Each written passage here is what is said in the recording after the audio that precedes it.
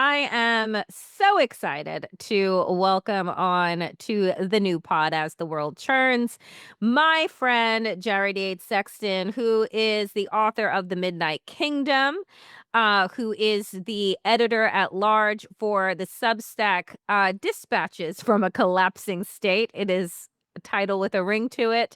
And he is also my co-host for the check-in that we do on Substack on Wednesdays at noon, where we check in on our emotional state in these times. So, Jared, it's 3.5 months into Donald Trump's second regime.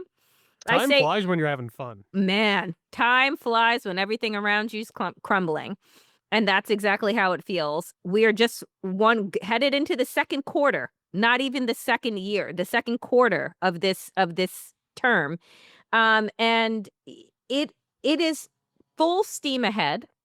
We've been talking about this. We were talking about this. We said if Donald Trump gets back into office, Project 2025, they are hitting the ground running. They have their blueprint. What do you think of the pace and also the response thus far from Democrats?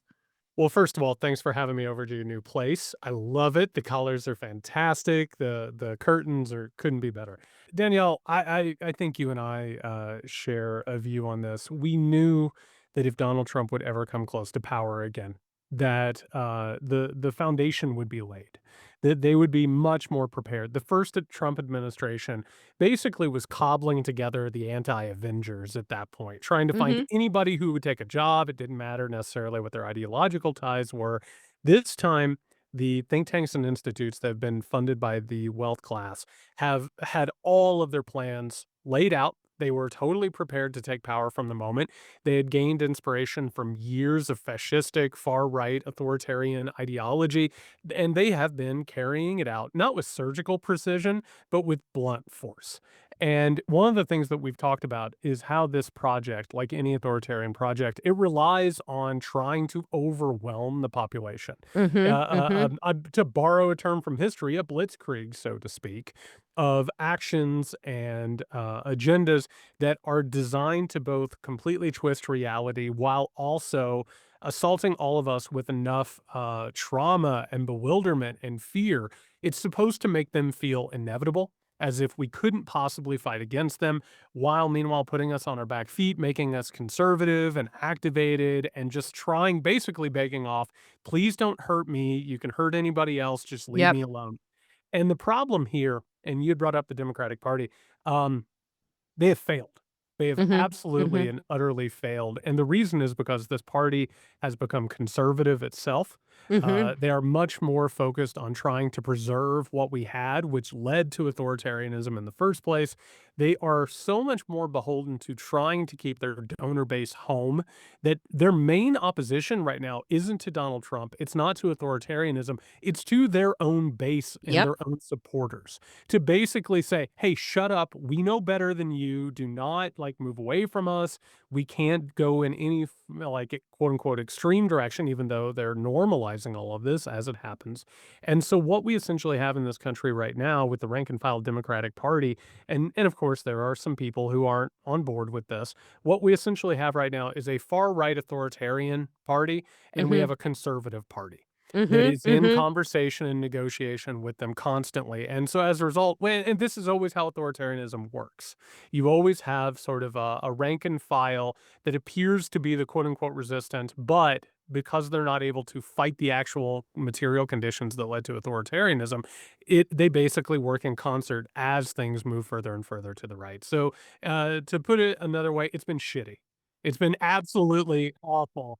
And unfortunately, it's what could be predicted, and unfortunately, what we predicted when we saw this thing rising in the first place.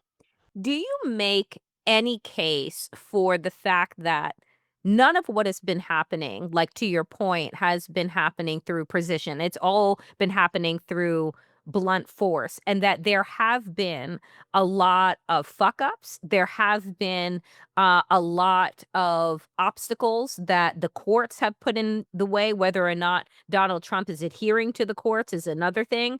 But that even the CEOs, the oligarchs are up in arms around the market manipulation and what Yep. is going to happen as a result of these aggressive, ridiculous tariffs that Donald Trump has done. You know, just today you have the CEO of Walmart and Donald Trump telling him to quote unquote eat the tariffs.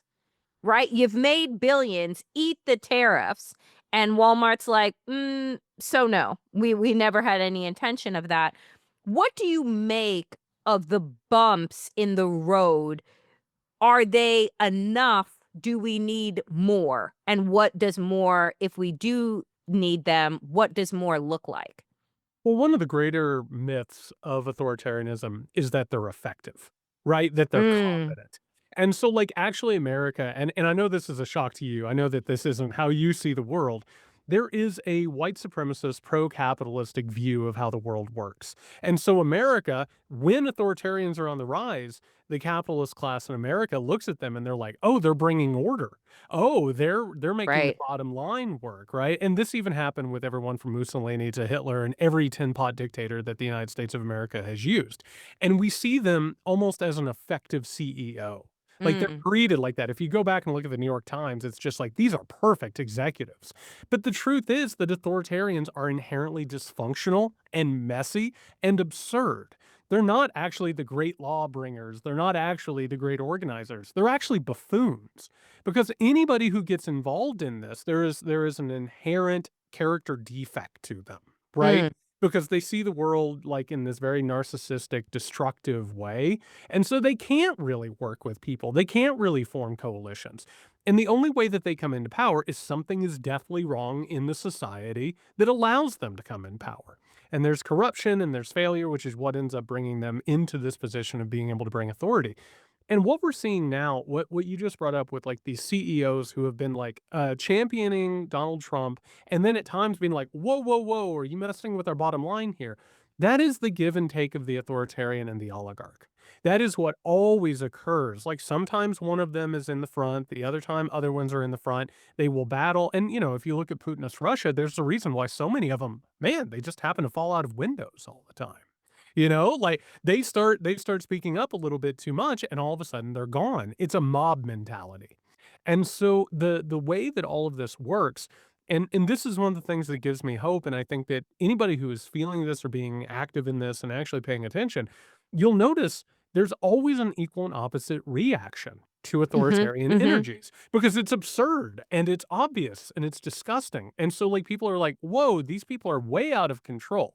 The question is whether or not people are going to fight against that and organize against that and follow that feeling, or the abuse and the brutality that's doled out by the authoritarians will eventually tamp down that sort of reaction to it. So we're in a real liminal important space right now, which things haven't been totally constructed, power hasn't been fully seized, and we have an opportunity to stop it. But we're more or less being pushed down a chute, and the gate's going to be closed behind us. And so right now, that sort of back and forth, it gives the opportunity for this project to be defeated before it finally steps into its full evolution.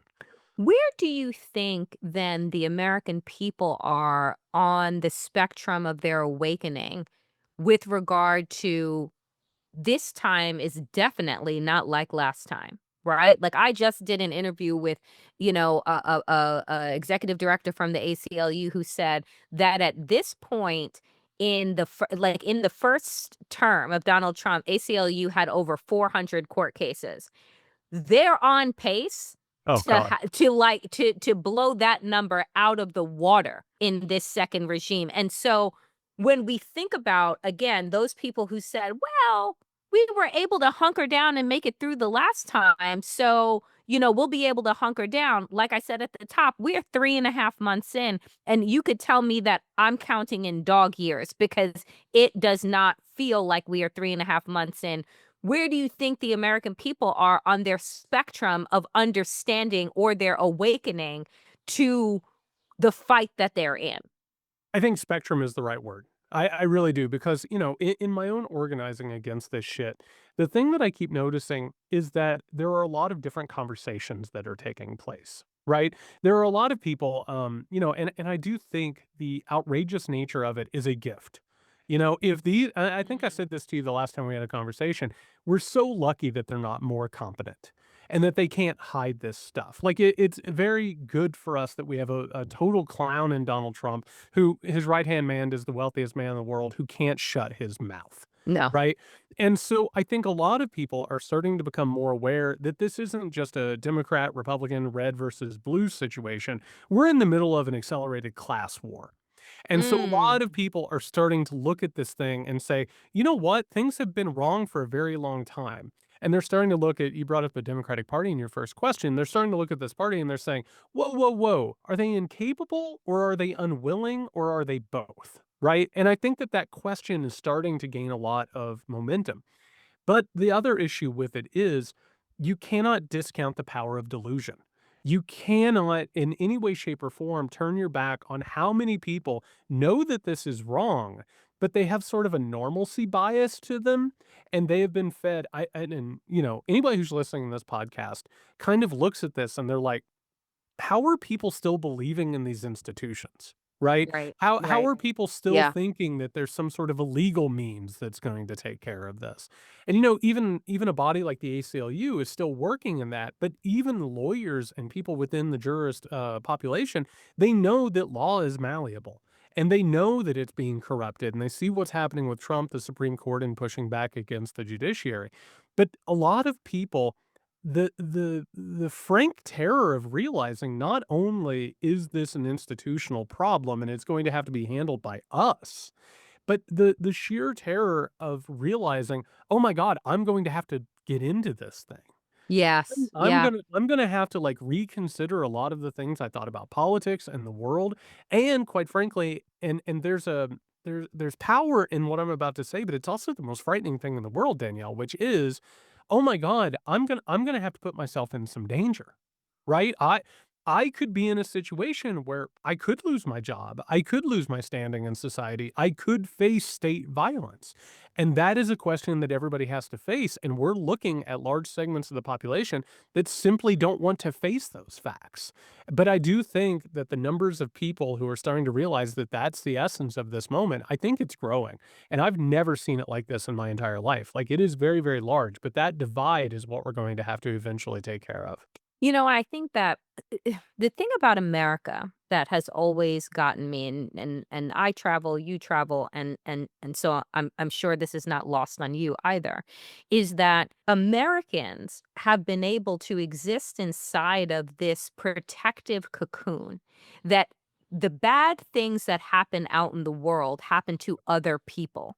And that's because either they're lazy, they don't work hard enough, oh, bop, bop, bop, bop, bop. They make excuses as to why other nations fall, other nations are taken over by terrorists, other things happen. But it's again, the gift and the curse of being American is to have existed inside of that cocoon. Donald Trump has shattered that cocoon. That's right. Because by virtue of going after everyone, he has made it so no one is safe. Not the farmers that voted for him that now see tariffs on their supplies, that now see nations that no longer want right their product or their goods by virtue of them coming for America, but they voted for this man. You have other groups, right, that have always been marginalized, like Black folks and people of color. You have queer people, right? Muslims, right? This, that, and the other thing. But what I see right now, for the first time, and again, I thought this after George Floyd was murdered. I thought that white people were having a come to Jesus moment. And I was wrong. I'm not asking you to speak upon every single white person in America, but do you feel that those that again have had the ability to exist inside of this cocoon, do are you seeing a more credible consciousness or sustained consciousness that is happening among white Americans? I mean, I'm so glad that you asked that question, and I'm gonna start answering it in a very strange way. And on top of studying authoritarianism, one of the things I like to pay attention to is apocalyptic literature and art, right? And for anybody who like watches these movies where it's the end of the world or a collapse of the government or whatever, what does it look like, Danielle? It looks like the United States of America being plunged into conditions that look like the so-called second and third world. Right? Things that brown people around the world have been subjected to. That is the quote unquote apocalypse, right? Is all of a sudden Mhm. being in a situation where American privilege crumbles. And this is something that we've been dealing with since the rise of the American empire. Is what would happen if Americans were plunged into a situation that we make everybody else live in? And the whole point of that is that it has been this thing that happens outside of our purview, right? Like we haven't seen it except for like maybe on social media or reports, but that's over there. It's not here. And now all of a sudden, we have a situation where we have a president who looks a lot more like a tin pot crook dictator in another country. That if we saw a report on this guy, we would know who he was. We would know what was happening in that country. Eventually, it boomerangs around. And now that capitalism requires the United States of America to lower its standard of living, have that type of state violence as a discipline, and start to have every corner of our lives endangered in order to instill that discipline, I think a lot of people are starting to say, this shouldn't happen to people like me. And Mm. that's the problem. And we kinda talked about this before in a previous conversation, but it does need to change from, "I don't deserve this," to, "Nobody deserves this." And Yes. I think one of the things that has happened in the past couple of years, and of course, the assault on Gaza and all the crimes against Gazans has made this more obvious. It happened under the Biden administration, so a lot of people wanted to deny it, right? They wanted to Mhm. pretend like it wasn't happening. But you meanwhile were assaulted with, images and video clips and information that assaulted your moral and ethical compass of the world. So now we have to do this amazing kind of alchemy, which is recognizing that the privilege that we've had is wrong. It's really been destructive. Yep. And it is not just what's happening in Gaza, it's what's happening outside of your city where, like, supermax prison, a bunch of people are imprisoned who shouldn't be because of racist and classist reasons. Or as you're driving to work or walking to work, people who are unhoused, who are being brutalized, those people are being treated like that so that you can have a better life, Mm. so that you can enjoy privileges. And so there is a spiritual sea change that has to take place here. And quite frankly, I know this is gonna be shocking. I don't mean to, like, absolutely shock you in the middle of your own show. White Americans do not like that. And whiteness there's a reason why the white supremacist project in the United States of America go together like rancid peanut butter and chocolate. It's Mm-mm. because white people in the United States of America are the most privileged people on the face of the planet. And the main privilege is not cheap goods, it's not cheap luxuries, it's not being able to go on a vacation every year or buy a new car. The greatest luxury that they enjoy is to never have to question how they came about their privilege. And so now all of a sudden, for people to escape from this, there's going to have to be a reckoning. And we've watched for years as so-called wokeness or critical race theory or whatever we want to call it. These have been attempts to begin that sea change. And those sort of foundations are there. And I think some people are coming to terms with it. But the moment that we start seeing white people being brutalized like brown people, like there is a possibility that maybe for some the light bulbs will come on. And it shouldn't take that. Those light bulbs should already be on. People should already be aware of what this is about. But the question is whether or not enough people are going to get to that point in enough time.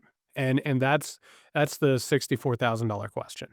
That is the $64,000 question, and unfortunately, we are gonna have to leave it there today, but yes, to shock me on my own show, I know that's Jared, information you didn't already know, Dave. I just for the love of God.